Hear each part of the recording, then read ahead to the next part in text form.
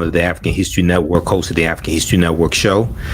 It is Sunday, April 16th, 2023, and I'm getting ready to do my another session of my 12-week online course dealing with Black resistance movements from the Haitian Revolution to the U.S. Civil War, Civil Rights Movement, and Black Power movement. We're going to start that here in a few minutes. But I wanted to talk about the Colfax Massacre of April 13th, 1873. So there were articles written this past week dealing with the 150th anniversary of the Colfax Massacre. Okay. And this took place in Colfax, Louisiana. And you had 150 African Americans who were killed in their fight for political power. All right. And the Colfax Massacre is looked at as the bloodiest single incident of Reconstruction violence and murder, etc., that took place during the Reconstruction Era, which is 1865 to 1877. Okay. And this is the period right after the Civil War ends. If we look at, so there's a couple of quick articles we're going to look at here. And this deals with also understanding a history of a struggle over political power in this country, and understanding how politics is the legal distribution of scarce wealth, power, and resources, and the writing of laws, statutes, ordinances, amendments, and treaties, their adoption, interpretation, and enforcement. All right, and I'll give you information about our online class also. So April 13th, 1873, the Colfax Massacre took place in Colfax, Louisiana. This is a piece here from the Zen Education Project that gives us a synopsis of what happened. And this is a famous sketch right here, the Louisiana murders gathering the dead and wounded. This is a famous sketch right here of African Americans, the aftermath of the Colfax Massacre. Okay, so the Colfax Massacre occurred in Colfax, Louisiana on Easter Sunday, April 13th, 1873. Easter Sunday, April 13th, 1873. Republicans had narrowly won the 1872 presidential, the 1872 election to retain control of the state of Louisiana, the state politics. But Democrats contested the results. Okay. Now, this is before the party realignment took place that began in 1928 with what's known as the Lily White Movement of 1928, the Lily White Movement of 1928. And it's going to be the Lily White Movement that causes African Americans to start to switch over from the Republican Party to the Democratic Party. And briefly, the Lily White Movement was the Republicans' effort to appeal to Southern segregationist Democrats in 5 former Confederate states to get them to vote for Herbert Hoover. Herbert Hoover was the 1928 Republican presidential candidate. He was running against a moderate Democrat named Al Smith from New York, and they implemented a Southern strategy. The Republicans were increasingly ignoring the needs and concerns of African Americans. They were ignoring the rise of the Ku Klux Klan.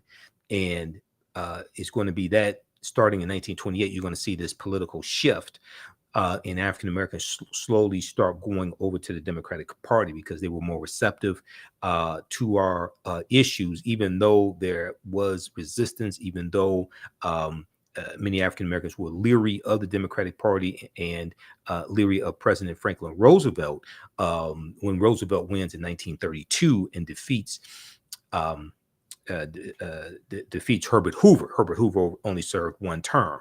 Hoover mishandles the Great Depression, which begins with the stock market crash in October 1929, and African Americans liked President Roosevelt's wife, Eleanor Roosevelt. So we started increasingly going over to the Democratic Party. And in 1947-1948 presidential election, Democrats had a pro-civil rights platform. Okay, and that's when Strom Thurmond, Southern segregationist Strom Thurmond, who was a senator, U.S. senator, he's going to join the Dixiecrat Party, which is a group of Southern segregationists, and he's going to run for president as a Dixiecrat and loses. Thankfully, he loses. Okay, so that's just a brief 2-minute history lesson dealing with the party realignment. Okay, and the party realignment is basically going to be completed in 1968 when Richard Nixon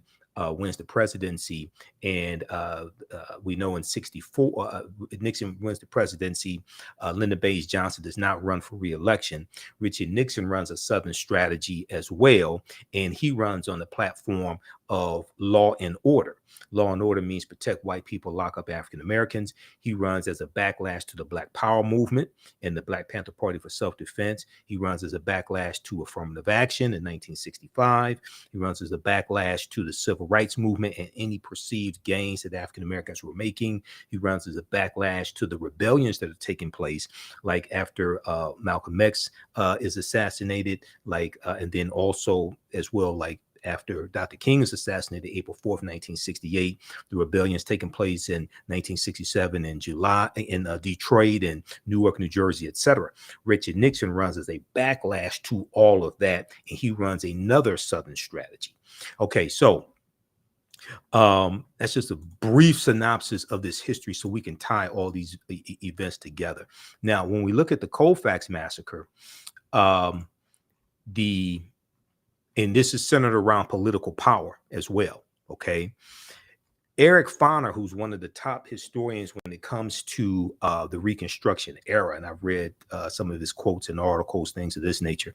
Eric Foner notes the bloodiest single instance of racial carnage in the Reconstruction era, the Colfax Massacre, taught many lessons, including the lengths to which some opponents of Reconstruction would go to regain their accustomed white supremacist authority, including the lengths to which some opponents of Reconstruction would go to regain their accustomed white supremacist authority. We're going to see that after Reconstruction ends, we're going to see these former Confederate states rewrite their state constitutions to impose poll taxes, literacy tests, and to suppress growing African American political power. We see this starting in Florida in 1889, when Florida passes the first law dealing with, they pass 1889, Florida passes the law dealing with the ballots. Okay, it's voter not voter disenfranchisement. It is the what's the word I'm looking for? It's a voter suppression law that they passed in 1889. Okay, and then 1890, Mississippi is going to do the same thing. Poll taxes, that's the word I'm looking for. 1889, Florida passes the first poll tax statewide. In 1889, then 1890, Mississippi does the same thing with the Mississippi State Convention of 1890. 1901, Alabama's going to do it in 1901. South Carolina, 1895. You're going to have Georgia, Oklahoma, etc. These other southern states are going to do this because we were being elected into statewide political office, local political office, as well as in Congress. Okay, we're going to have 2 African-American U.S. senators. We're going to have about 16 in the House of Representatives at one time. So you have these white supremacists after Reconstruction ends with the Compromise of 1877. You have them taking back control of their state legislatures. We're going to see in 1879, we're going to see the Black Exodus of 1879 with 6,000 African Americans migrating from Texas and Louisiana primarily. They're migrating from those 2 states primarily, migrating out west. Okay. They're migrating to Kansas in what's known as the Black Exodus of 1879. 6,000 African Americans. Why? Because Democrats took back control of the state government in the 1878 statewide elections. All right. And they're are increasingly imposing harsher laws and suppressing the African American vote. So we're looking for a better way of life, and we're moving out west, westward expansion. We're moving out west and looking for greater chance to own land, and looking for a better way of life, looking for equality, etc. So that's the Black Exodus of 1879. Okay, now, fearful that white militias would attempt to take over local parish governments, fearful that white militias would attempt to take over local parish governments, Republican office holders occupied the Colfax courthouse.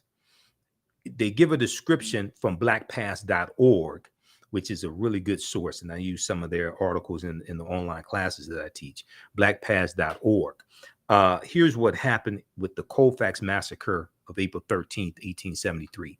More than 300 armed white men, including members of the white supremacist organizations such as the Knights of the White Camellia and the Ku Klux Klan, okay, attacked this courthouse.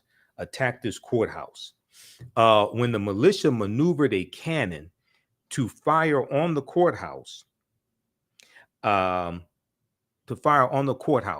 when the building maneuvered, when the militia maneuvered a cannon to fire on the courthouse, some of the 60 African-American defenders fled while others surrendered.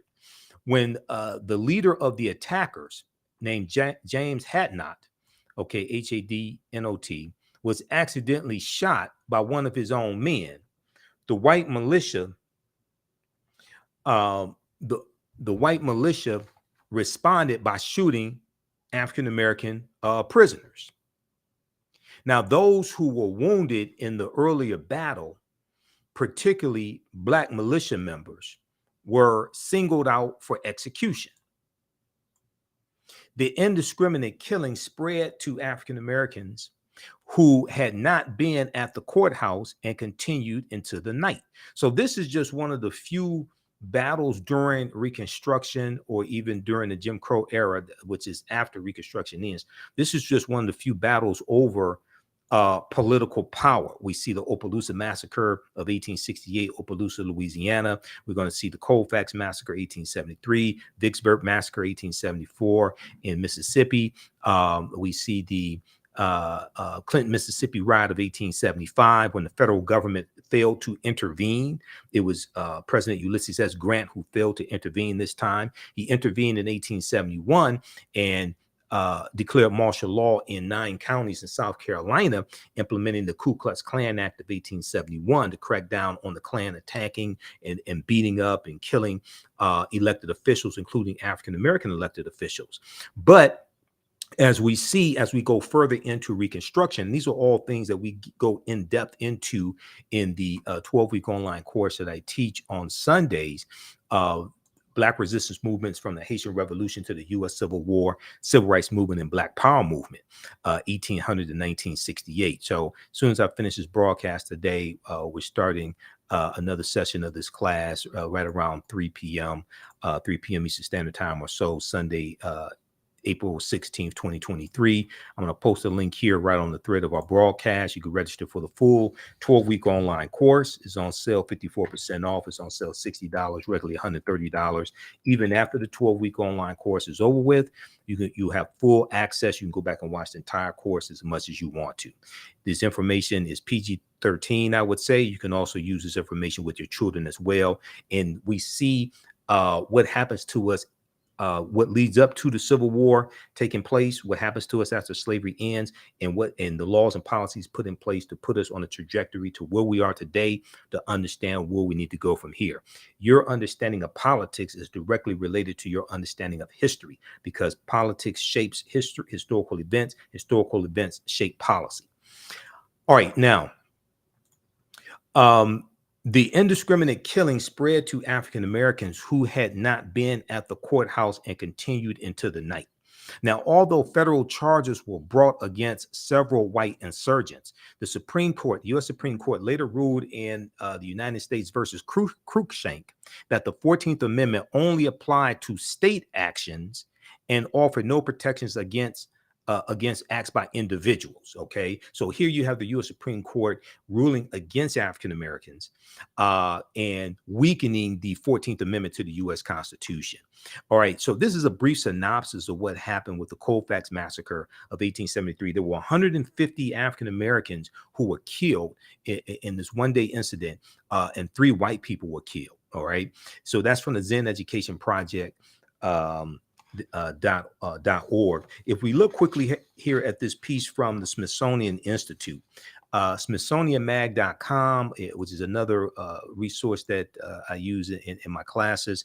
And in this particular class, we look at probably 80 to 100 articles that we look at over the course of 12 weeks. And we have some various book references as well. But if we look at this article from smithsonianmag.com, the official website of the Smithsonian Institute, the 1873 Colfax Massacre set back the Reconstruction Era. The 1873 Colfax Massacre set back the Reconstruction Era. And let me pull this up here. Okay. Just a second. Here we go.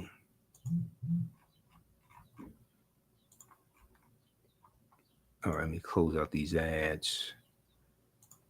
All right, let's look at this article here quickly. And how you all like this type of information? Give us a thumbs up, give us a heart, give us a like on this broadcast. And you can also register for this online course as well.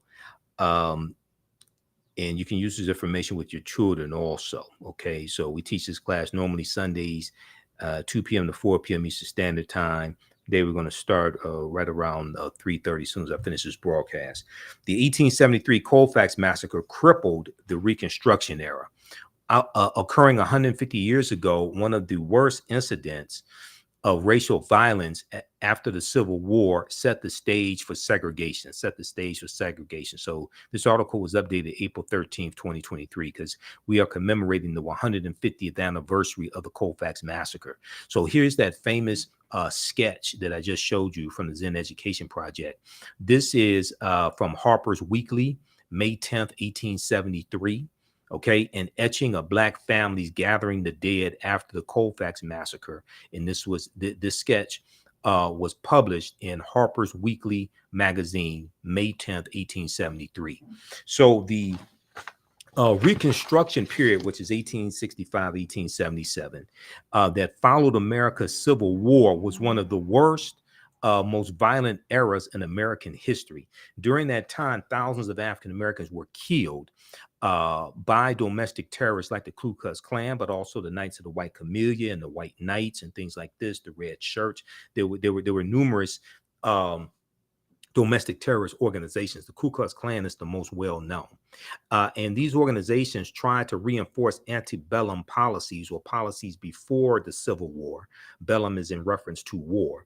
Ante is a prefix meaning before, who tried to reinforce antebellum policies of white supremacy. For many historians, one of the worst examples of the violence occurred 150 years ago. It's called the Colfax Massacre of 1873 in Colfax, Louisiana. Now, immediately after the war, different factions began fighting over power, and they're fighting over political power. Bitter over the Confederacy's loss, many white Southern Democrats tried their best to continue disenfranchising and restricting the right of former slaves. At the same time, insurgent white supremacist groups terrorized African Americans throughout the South. In Louisiana, the fight over the post-war government was particularly bloody, as PBS American Experience series explores, PBS Public Broadcasting System. So we see this fight over control of political power after the Civil War ends, whether it's in local government, whether it's in state government, whether it's in federal government. Okay, we're going to see this take place as you get further into the Reconstruction Era, which only lasts about 12 years. As you get into the 1870s and get into the mid to late 1870s, we're going to see a declining commitment from Republicans to continue to intervene on behalf of African Americans in Southern conflicts. Okay, and we're going to see a decline from the White House, from President Ulysses S. Grant, and then in the 1874 midterm elections, Democrats are going to take back control of the House of Representatives, which weakens the political power that Republicans have, and is going to weaken their ability to get bills passed through Congress. And then you're going to have the so you have that in 1874 taking place. Then you're going to have the Compromise of 1877, where Republicans agree to if Republicans agree that Rutherford B. Hayes, the Republican candidate for president, will remove the remaining Union troops out of the South, like in Florida and Louisiana. The Union troops are still in 3 states in the South. He will remove the remaining Union troops out of the South, which will allow the Democrats to take back full control of these state legislatures, rewrite the state constitutions, impose white supremacist laws, etc., segregation, things like this. And this is in exchange for Rutherford B. Hayes to become president. And this is what happens. Okay, we're going to see a lot of these gains that we made during this 12-year period of time during Reconstruction. We're going to see this come to a screeching halt. We look at Tennessee. Tennessee's in the news dealing with Representative Justin Pearson, Representative Justin Jones being expelled from the Tennessee state legislature in what I call a high-tech political lynching, which is reminiscent of lynchings that took place in Tennessee, but also Tennessee has a history of suppressing the African-American vote as well. So when we look at 1881, Tennessee, their state legislature, they impose segregation on streetcars and railroad cars, things of this nature. This is Tennessee in 1881. All right, now very briefly here, simmering resentments between Southern Democrats, many of whom were former slave owners, and the Republican-dominated federal government exploded in the 1872 election for Louisiana's governor. The ballot resulted in a hotly contested split between the Republican and Democratic candidates when President Ulysses S. Grant sent federal troops to support the Republican candidate. White Southerners rebelled and formed a heavily armed insurgent army called the White League. Okay, now this is 1872. Now this is the year after the Ku Klux Klan Act of 1871 was passed by Congress. It's the third of the 4 enforcement acts, and even though the U.S. Supreme Court weakened the bill in about around 1883 or something like that, even though they weakened it, it's still on the books today. Okay, the Ku Klux Klan Act of 1871, and it gave the authority to the President of the United States to impose martial law in counties, to impose martial law, to be able to crack down on domestic terrorism when you have organizations who are interfering with elected officials conducting their official duties and inflicting violence upon them, killing them, etc., whether they are white or African American. There's a good piece from Britannica.com dealing with the enforcement acts. Okay, this was the third of the 4 enforcement acts called the Ku Klux Klan Act of 1871. All right, and if we look at this here,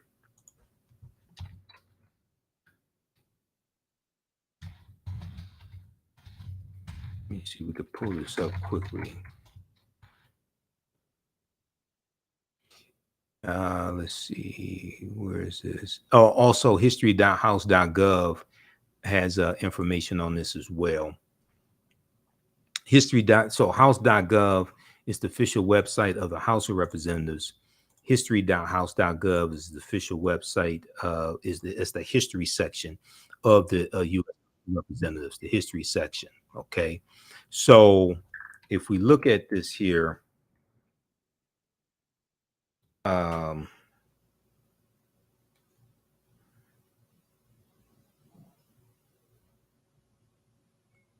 All right, just a second here.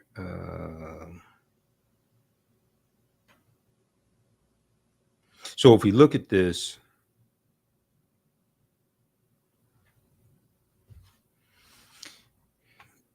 see, this is a lot of history that leads up to what's going on today that a lot of people don't know, don't understand. All right. The Ku Klux Klan Act of 1871. Check this out from history.house.gov. All right, April 20th, 1871. On this date, the House approved an act to enforce the provisions of the 14th Amendment to the U.S. Constitution and for other purposes, also known as the Ku Klux Klan Act. It introduced as H.R. 320 on March 28th, 1871 by Representative Samuel Shalabarger of Ohio. The bill passed the House on April 6th and returned from the Senate with amendments April 14th. Okay, now the Ku Klux Klan Act was the third in a series of increasingly stringent, what are known as enforcement acts that were designed to empower the federal government to protect the civil and political rights of individuals, especially African Americans, though, because we were the main ones being attacked. The 14th Amendment, ratified in 1868, defined citizenship and guaranteed due process and equal protection of the law to all, including 4 million formerly enslaved African American men and women. Okay, vigilante groups like the Ku Klux Klan, however, freely threatened African Americans and their white allies in the South and undermined the Republican Party's plan for Reconstruction. Okay, now the Ku Klux Klan Act made it a federal crime to deny any group or individual the rights, privileges, or immunities or protection named in the U.S. Constitution. Okay, to enforce the law, the president could suspend habeas corpus, which means your right to go to court, habeas corpus, deploy the U.S. military, or use other means as he may deem necessary. Opponents denounced the bill as an unconstitutional attack on state governments and individual liberty. Okay, so you're going to have in October of 1871, nearly 6 months later, okay, it's both chambers of Congress agreed to the conference report on April 20th. President Ulysses S. Grant signs the bill into law, okay, April 20th, 1871. Nearly 6 months later, in October 1871, President Ulysses S. Grant used these powers of the Ku Klux Klan Act in several South Carolina counties, demonstrating the willingness of the Republican-led federal government to take decisive action to protect the civil and political rights of the freed people during Reconstruction, the freed African Americans. Now, that commitment is going to decline as you get further into the 1870s, because as I said, the 1874 midterm election, you're going to have with the 1874 election, Democrats take back control of the House of Representatives. And then when the Clinton, Mississippi massacre takes place in 1875, President Ulysses S. Grant implements what he calls his non-intervention policy. He doesn't get involved in that one. He doesn't send in Union troops, okay? Because they were like, okay, we keep having to do this like every summer. We keep having to intervene in the South, and the political winds were changing, and there was less support to keep advocating on behalf of African Americans. So these are some of the things that lead to Reconstruction ending. So when I hear people like Candace Owens And I hear these right-wing Republicans, and I hear these social media, black social media disinformation agents attacking the Democratic Party. And I'm neither Democrat nor Republican, but I sure as hell ain't stupid. I'm a political commentator and a historian. And I can clearly see, and I study policy, I can clearly see whose policies are most beneficial for African Americans. And I can see who overwhelmingly keeps voting against our own interests. Overwhelmingly, those are Republicans, even though the problems I do have with some Democrats, some of them need to be voted out of office. Basically, all the Republicans need to be voted out of office. If you go to congress.gov and read these bills, okay, and then if you don't read the bill, at least read a summary of the bill, you'll see exactly what I'm talking about. Okay. Also, for more evidence, you can read this document right here, because proper documentation ends all conversation. You can read this document right here. It was last updated February 27, 2023. If you watch the African History Network show, you've heard me talk about it. You watch me on Roland Martin Unfiltered. You hear me talk about it there. You watch me on Faraji Muhammad Show, The Culture, on the Black Star Media Network, Roland Martin's network as well. I deal with this on the African History Network show. Read this right here. Share this with a Simple Simon ass Negro that you know who keeps talking nonsense and doesn't do research.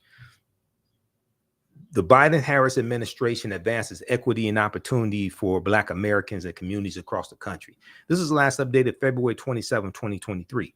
This goes through, this is probably about 26, 30 pages. It goes through, and policy after policy, it breaks down how these policies from the Biden-Harris administration are helping the African-American community. Whether you talk about the American Rescue Plan, the $1.9 trillion American Rescue Plan, the $1.2 trillion infrastructure bill, whether you talk about student loan forgiveness, whether you talk about the Emmett Till anti-lynching bill, whether you talk about environmental efforts, cutting energy costs, policy after policy, all throughout. Okay. Are there still things that we want to get? Yeah, but you got a better chance getting it from Democrats than you do Republicans, because Republicans keep voting against everything that we say we want. From the George Floyd Justice and Policing Act to the John Lewis Voting Rights Act, okay, to the Domestic Terrorism Prevention Act, to the Crown Act, which deals with discrimination against African-American hairstyles. Go look across the board, go to congress.gov, look and see, and congress.gov will show you not only will it break down the bill and what it is, and you can read the actual bill there coming from the House of Representatives or the U.S. Senate. Most importantly, it shows you who voted for the bill and who voted against the bill. Okay, everybody, you got a lot of African Americans say they want reparations. Now, most of them can't tell you how to legally get it. And if you watch some of my videos dealing with reparations, we go break that down. The only people that support reparations are Democrats. No Republicans support reparations. Under the 117th Congress, no Republicans co-sponsored HR 40. You had like between 196 and 217 co-sponsors. They were all Democrats. No Republicans support reparations. So everything from the historic child tax credit to $5.8 trillion of $5.8 billion for HBCUs in 2021, all this, go read this.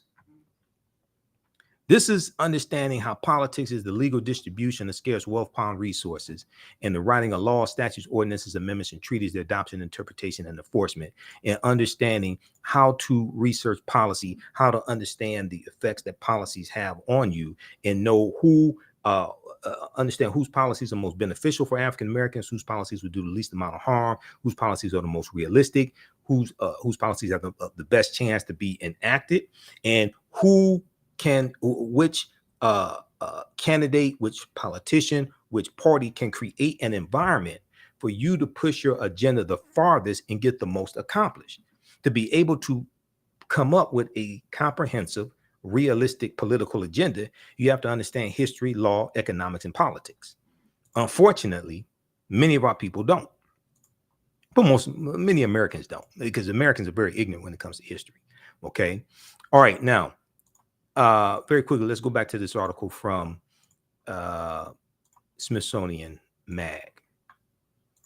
Institute, and you can read all these yourself. You don't have to take my word for this. Okay. And I want you to read these articles as well, and you can join us in our online class also, where we get deeper into this information. Similar to the Ku Klux Klan, the White League was a paramilitary group that intimidated and attacked Black residents and white Republicans across the state, said Henry Louis Gates Jr. For theroot.com.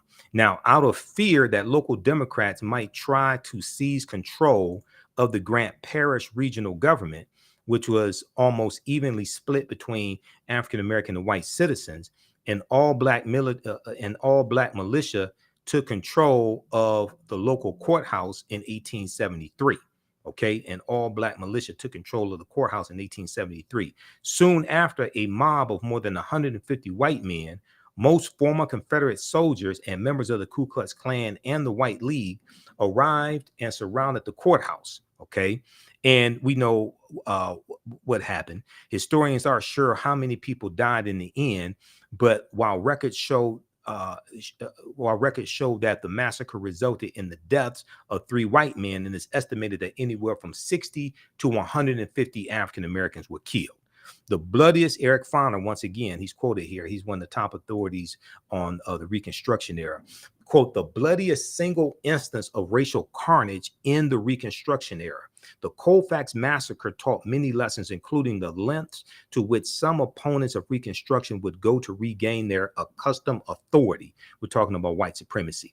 Now, Eric Foner wrote this in his book, Reconstruction, America's Unfinished Revolution, 1863-1877.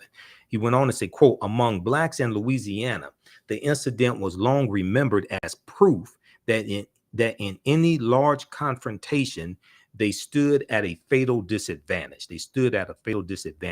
Now, while the massacre made headlines across the country and 97 members of the white mob were indicted, in the end, only 9 men were charged of violating the Enforcement Acts of 1870 and 1871, sometimes known as the Ku Klux Klan Acts, which were intended to guarantee the rights of freedmen and freedwomen under the 14th and 15th Amendments.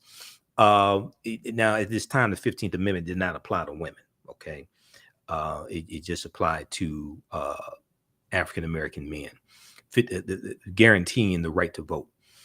Now, lawyers for the victims believed that they had a better chance of bringing the ringleaders to justice in a federal court, citing conspiracy convictions instead of charging them with murder, which would have been tried in the heavily Democratic state courts. Okay, but the plan backfired. The defendants appealed.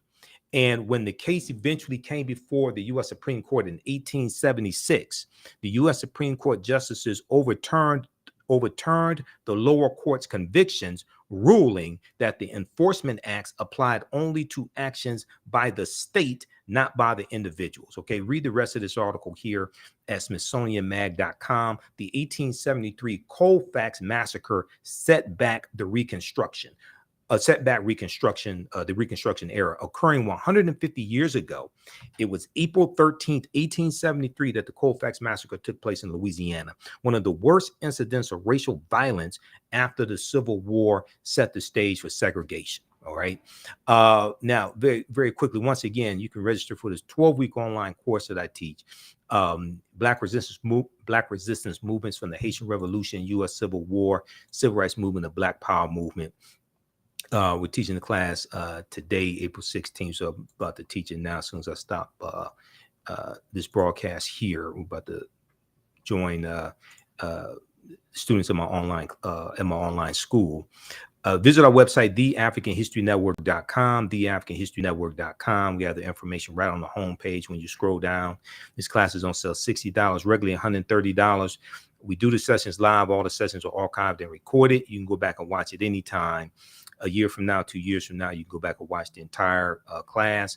And then we also have a bundle pack. You get my Saturday class, Ancient Kemet, the Moors, and the Ma'afa, Understand the Transatlantic Slave Trade, what they didn't teach you in school.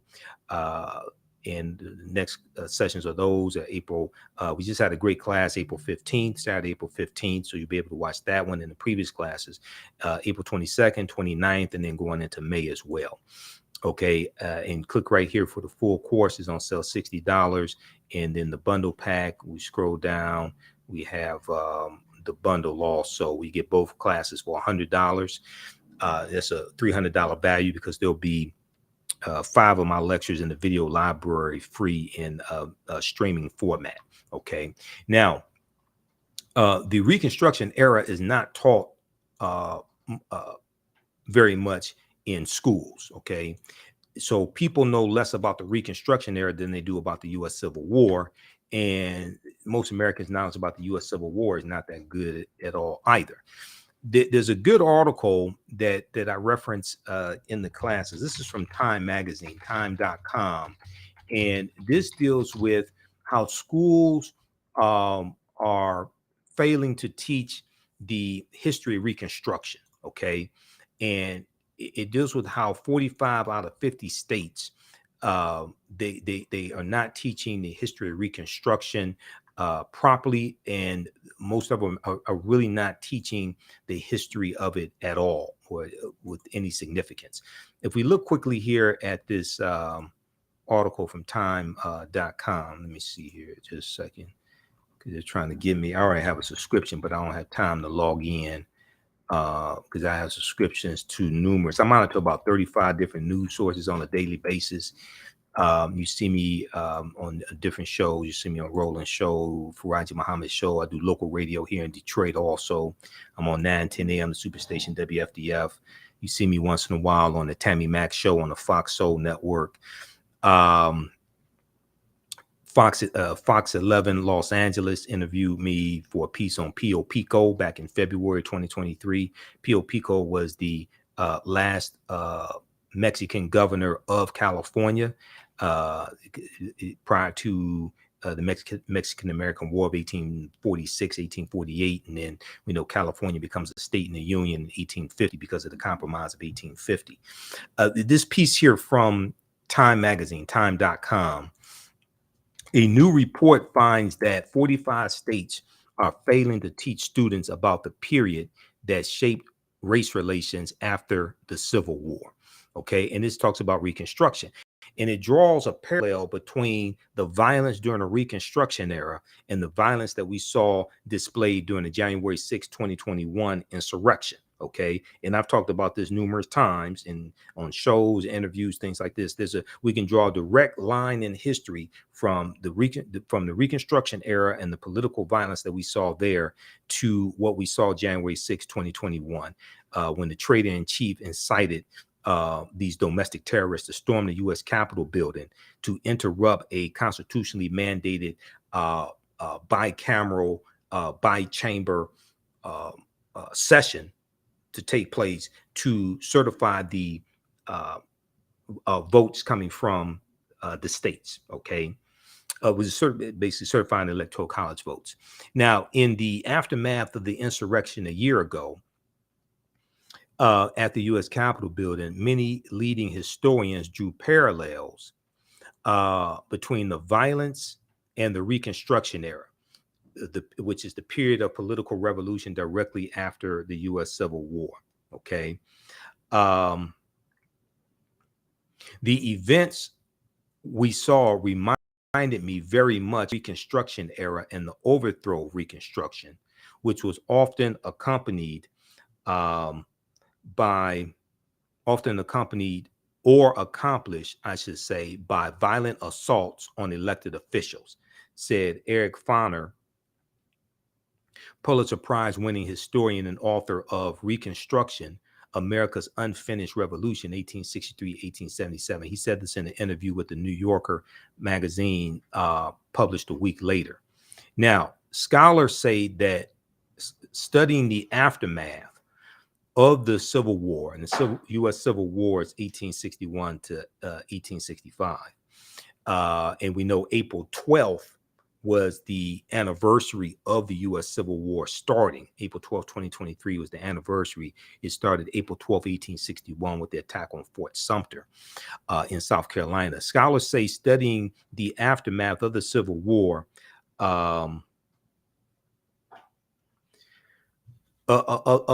can help put in context many of the most seminal events in the U.S. in recent years.